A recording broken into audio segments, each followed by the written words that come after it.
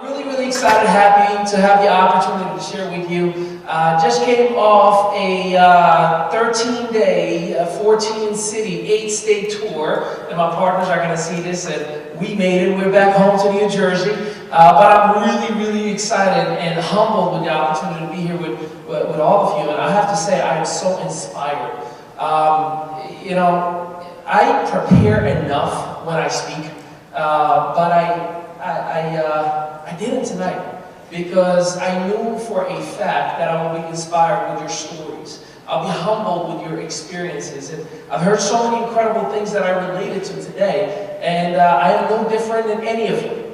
We all struggle at different capacities, at different levels. We all have our own issues growing up, as I call them. I have daddy issues like everybody else. And you know, although I'm 33 years old, I've only been in this great United States of America for the last 16. Born and raised in Morocco. Anybody ever heard of Morocco? Oh, great, a lot of you did. Well, I had an interesting start of my life over there. You know, born immature too, premature, and you know, I remember from what Mom says to me that you weren't going to make it, son. You know, my brothers and sisters hated when I say it, but I'm a miracle baby in her favor, too. At least that's what she said, right? But came to the States in June 20th, 2002. And when you come to these great United States of America, and for those of you who can relate to this as an immigrant, it's a dream to come to the land of opportunity where you can be anything you want to be, when you can achieve anything that you really inspire to have. And for me personally, I knew that there was something great for me, but my beginning of my life has always haunted me. You know, and I promise you there's a happy ending to this story, but at the age of 5 years old, I was molested as a child by a nanny because Dad and Mom had to work all the time, and it stayed with me my whole life. It ruined me, destroyed me, made me not want to talk to anybody, right? Because the two most closest people to me, the protectors in my eyes, Dad and Mom, were working, but as a child, you left me behind. You didn't protect me, right? That was my hatred, my anger growing up. At the age of 8 years old, my amazing, fantastic father was back into my life. You know, things just didn't work out with Mom, and he left, and he restarted his life all over again, and that was the best thing, now that I look back, for Mom and Dad. But as a child, I didn't understand that. Why is the man that is my best friend, that's supposed to be there for me, is not? Why'd you leave? Right? It bothered me, again, added to the hatred, to that anger that I was feeling at all times in my life growing up. Years later, Mom had to come to the United States. Things just turned really ugly, really bad. You know, in a third world country like Morocco at the time, it would be hard for a woman, a single woman at that, with 4 kids, to get a job in a society that is very man-powered, man-controlled.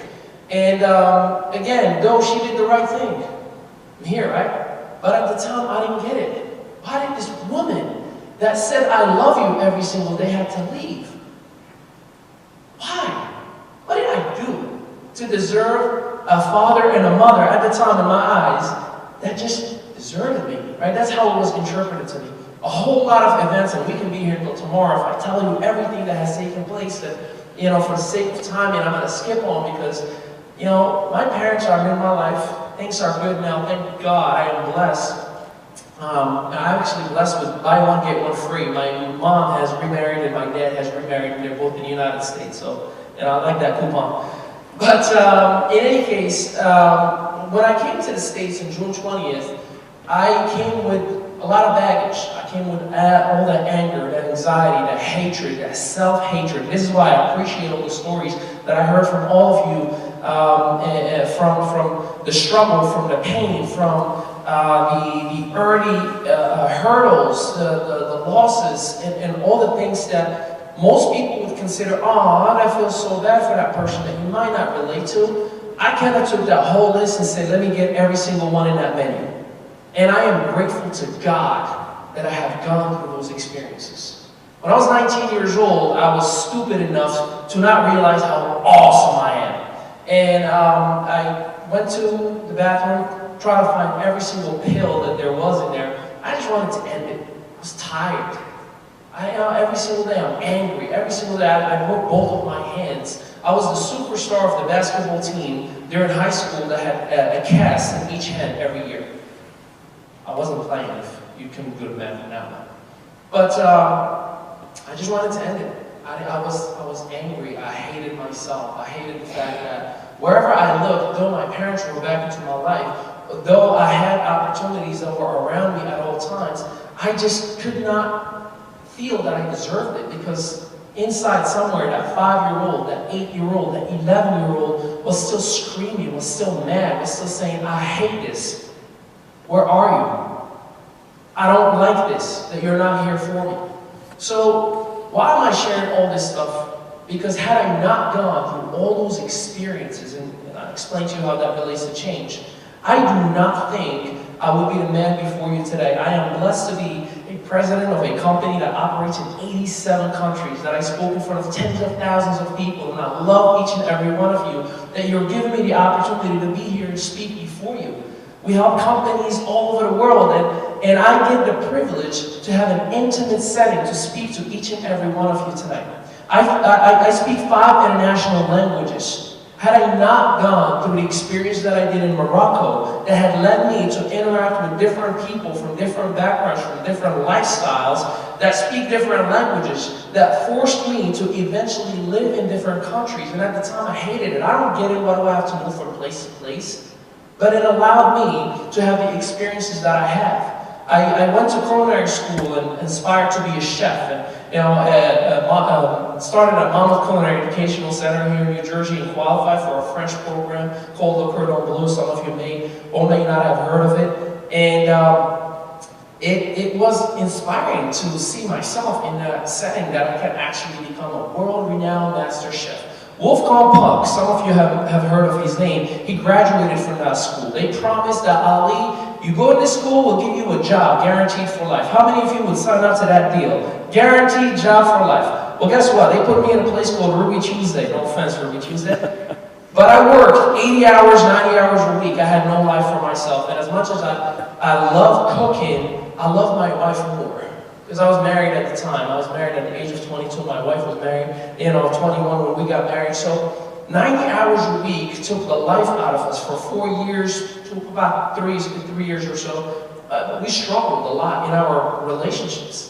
But again, you may say, well, how is that a good thing? Had I not gone through that struggle, through that pain, through the arguments, through the fight, I don't think I would have realized that I don't belong in restaurants as much as I love cooking. I don't. I'm supposed to do what I'm doing right here, right now with you. I'm supposed to share my testimonial, to let the world know that no matter how bad it is, no matter how old you think you are, or how young you actually are, no matter how much struggle that you are dealing with, you're supposed to be where you are when you are. Because that's your destiny. It's already pre-written. Now what you fail to see is the blessings that are around you all the time. I can find each and every one of you that can tell me, oh my God, my credit is bad, my bills are behind, my mortgage could be in foreclosure, mine. I'm here to tell you the best life lesson that I have ever learned in my life is I used to feel bad for the person that had no shoes until I met the person that had no feet. And then I was like, oh my God, I'm missing out. When I took those pills at the age of 19, I ruined my liver. Now, everybody that spoke before me, y'all are very smart. Do not get me to talk about anything medical, but all I know is I messed up my liver, and my skin went crazy wrong on me. And I think called vitiligo. My skin, my lips are so beautiful. Some people think I have natural makeup. It is. My wife loves it, right? But all over my body, there are different, just random patches. And again, I used to hate myself. Why? Why me? Why did I have to live like this? But then I realized, oh my God, if y'all see my wife, by the way, she's a hottie.